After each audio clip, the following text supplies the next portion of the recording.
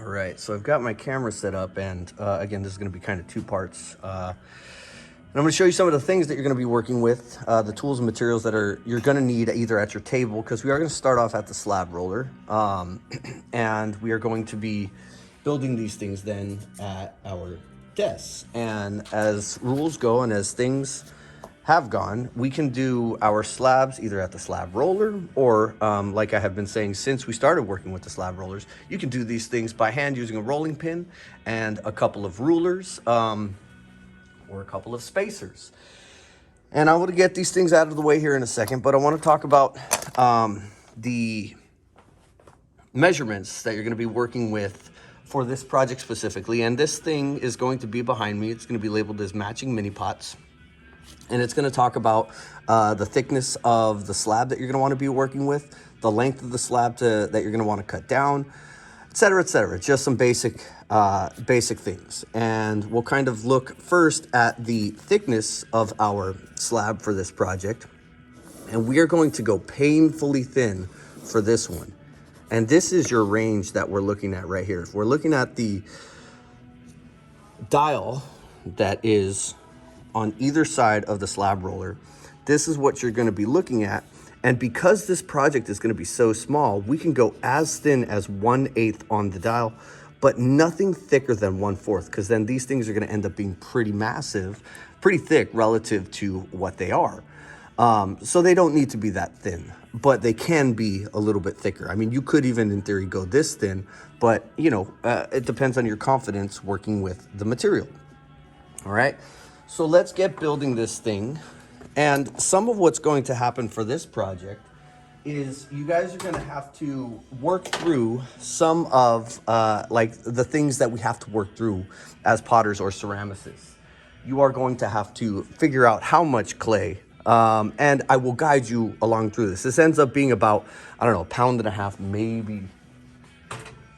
maybe, oh, there we go, 2 pounds. I just put it on the scale, and that's going to be more than enough to get us through for this project, okay? And what we are going to do here in this situation is everything that we have done with this type of project, okay? We want to start by thinning out the clay a little bit to the point where we end up with a slab or a thick chunk that is going to be wider than the size of the piece of paper that we want to use. So this is a template-based project. And long story short, what's going to happen is you guys are going to take one of these pieces of paper. This project is going to feed into the cookie jars. We're going to take that piece of paper, we're going to wrap it around one of these little pieces of PVC pipe, and that is going to serve as the release agent for our little mini pots. And what we're going to do is wrap our slab around there. We're going to do a little scoring and slipping up the edge. We're going to add a bottom to the thing, and then we're going to pull everything out, and we're going to have ourselves a nice little mini pot. And again, this is a low stakes project that is simple enough for us to do inside of a few weeks. All right, so let's roll this slab out. Cool beans. Again, I thinned it out. It's about 1 inch thick at this point. And because, oh, actually, I'm going to thin it out a little bit more. Just make it a little bit thinner so that we can run it through the slab roller more quickly. And again, by hand on the, using a rolling pin is also perfectly acceptable. We will roll our canvas over just like we do, splitting it in half so we have plenty of space behind. And I'm going to set the dials to our final thickness. And in my case, like I said, I'm going the thinnest you possibly can. My dial is set to 1/8 of an inch right there. It's that step on the outside. And then just like we do with the slab roller, I'm going to help the clay through. And this 2 pounds of clay that I just used is giving me plenty of material to work with. And this is going to be easily big enough for the slab that I'm trying to build, pot I'm trying to build, the slab that I'm trying to work with, and then easily big enough to give me some material to use as the bottom part of this. All right. So these will be available to you. These little PVC pipes will be available to you to work with. If we want to go a little bit bigger, we can as well. All right, I'm going to grab my wear board for this. I'll be working with one of those guys right there. Let me adjust my cameras for a quick second so you have a better view. And I don't bump into the thing. All right, neat. Cool. I'm gonna get rid of some of this extra stuff because this does not need to be there. Make sure I got enough for it. Boom.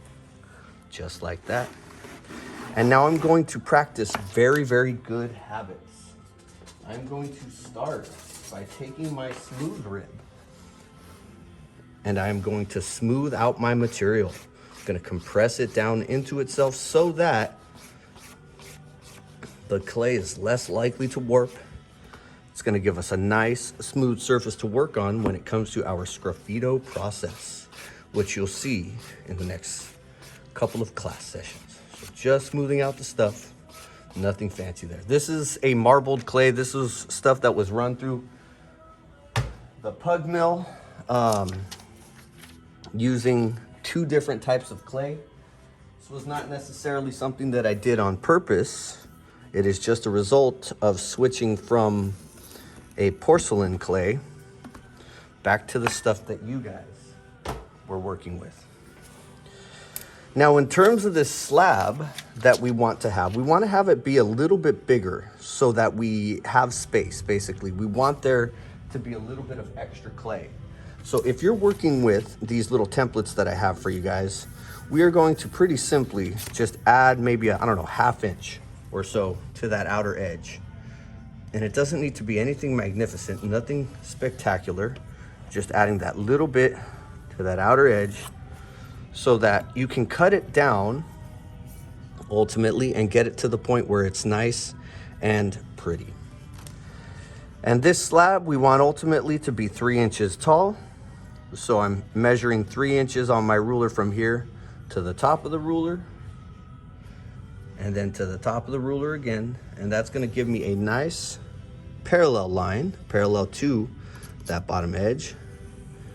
And then we get a little slice. And again, this is a fairly low stakes project. This is one that you're gonna wanna redo a couple of different times because you enjoy it so much, I promise. Cool. So this is what I'm working with right now at this point, and I will be cutting some of this extra stuff off later, okay? Now we're gonna go to some of the tools and materials that are gonna be set up and ready for you. We've got our white turntables. Those are going to be under that back sink. We've got our PVC pipe. Again, pretty small. We've got a little piece of tape here. Nothing fancy. Again, we are gonna take this and we are going to wrap it around our form, and we're gonna make sure that we cover all of that PVC pipe, because problematic PVC stuff likes to stick to it. So this is going to help separate from itself. Now this part is pretty neat. This is our first experience working with forms.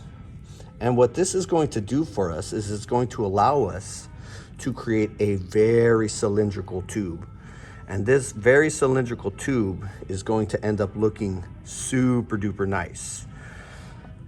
And it's going to allow us to compress the clay onto the tube and be very, very consistent and even. Now this is gonna take a little bit of adjustment. I'm gonna focus in right here.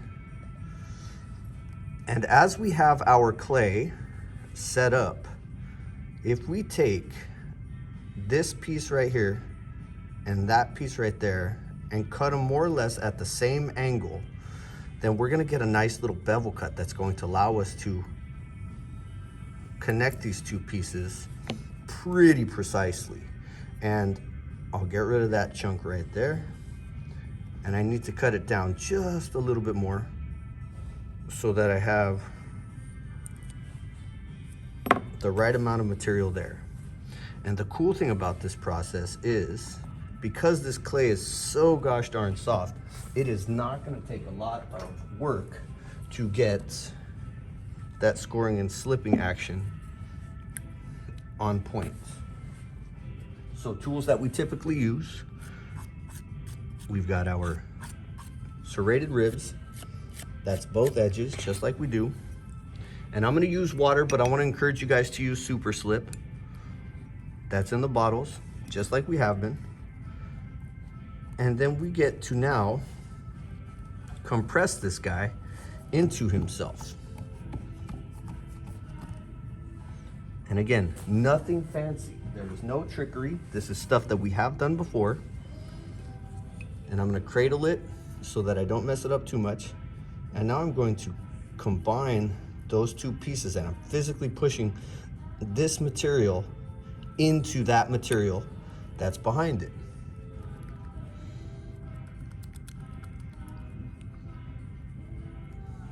And then, like we do typically, I'm going to bring this guy up, and I'm going to gently blend those two edges together. Go this way as well, because it looks like I had a little spillover. Boom, just like that. And then I can take my smooth rib. There's the bell. You guys are gonna be walking in here in a second. And connect that part right there. Now, as things go, we can get a lot of this project done here very, very quickly. And because I cut that extra bit, this is going to allow me to work at the same pace, at the same time, so that I can connect these two parts early on right here, right now. And I don't have to do any math here. I don't have to do anything spectacular. All I have to do is take my cylinder and mark out where this guy goes. I'm gonna cut that extra little bit off in this spot. Again, nothing fancy, nothing fancy.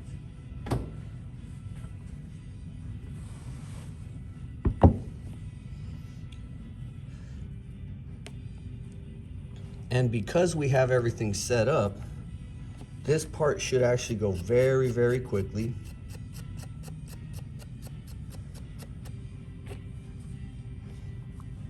Score that side.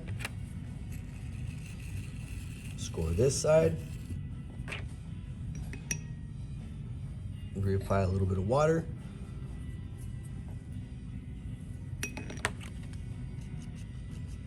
Give it a little scratchy scratch. Now this part we do have to be careful because we don't want our project to get stuck to the wheel there. So we're gonna give it a little tap. Now I'm gonna use my hands. Let's give it a couple of quick hits right there.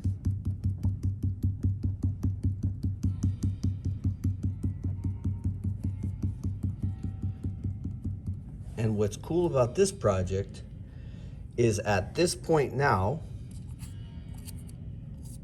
part one of this thing is more or less completed. Video number 2 is going to be the act of cleaning up the inside, cleaning up that seam on the inside, cleaning up the exterior part of this when the project is nice and leather hard. So that's video number 2. We'll get you guys later.